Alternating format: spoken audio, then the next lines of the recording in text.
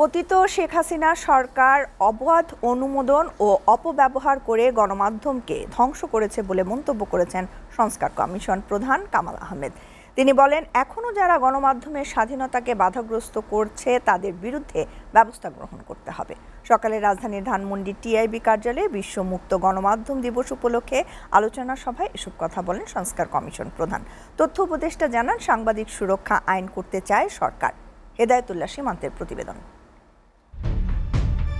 সাহসী নতুন দুনিয়ায় সাংবাদিকতা, সংবাদ মাধ্যমের স্বাধীনতা ও গণমাধ্যমের কৃত্রিম বুদ্ধিমত্তার প্রভাব, এমন প্রতিপাদ্যে বিশ্বব্যাপী পালিত হচ্ছে বিশ্বমুক্ত গণমাধ্যম দিবস।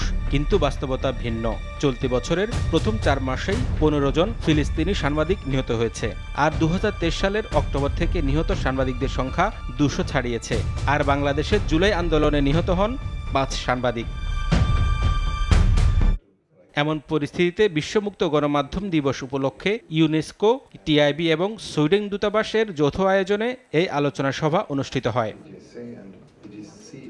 সাংবাদিকদের কাজের ক্ষেত্রে নিরাপত্তা ও স্বাধীনতা নিশ্চিত করার প্রত্যাশা ব্যক্ত করে অনুষ্ঠানে বক্তারা বলেন, দুর্নীতি বন্ধ করতে গণমাধ্যমের স্বাধীনতা নিশ্চিত করতে হবে।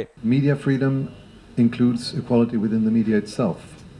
As it stands, less than 10%, I believe it's 7 to be exact, of journalists in Bangladesh are women. এত পরিবর্তনের ভিড়েও গণমাধ্যমের কোনো পরিবর্তন হয়নি। পাশাপাশি দেশের জাতীয় গোয়েন্দা সংস্থার সংস্কারের কথাও বলেন ডক্টর ইফতেখারুজ্জামান। আমার সিকিউরিটি এজেন্সি দরকার, আমার যেরকম ইনস্টিটিউশনসগুলো দরকার, সবই দরকার, অনলাইক এনি আদার ইনস্টিটিউশনস। কিন্তু তাদের যে জুরিসডিকশন সেটা তারা করবে, তার কোনো একটা সিকিউরিটি এজেন্সি তো এটা দায়িত্ব না যে সংবাদপত্র কি প্রকাশ করছে কি প্রকাশ করতে পারবে না। Where from do they get that authority? So এই যে violation of the mandate, jurisdiction violation করে তাদের কর্তৃত্ব যেটা ব্যবহার করেছে সেটাও করতে পেরেছে with political blessing to promote the political agenda of the regime. আমাদের প্রত্যাশা হবে যে এখনকার যে রেজিম, এখনকার যে গভর্নমেন্টের পেছনে যে রেজিম, যাদেরকে আমরা বলেছিলাম যে গরু জবাই, আজকে যারা বলছে 2 দিন পরে মানুষ জবাই শুরু করবে, তারা যদি ক্ষমতার স্তম্ভ হয়, এইটা যেন না হয়।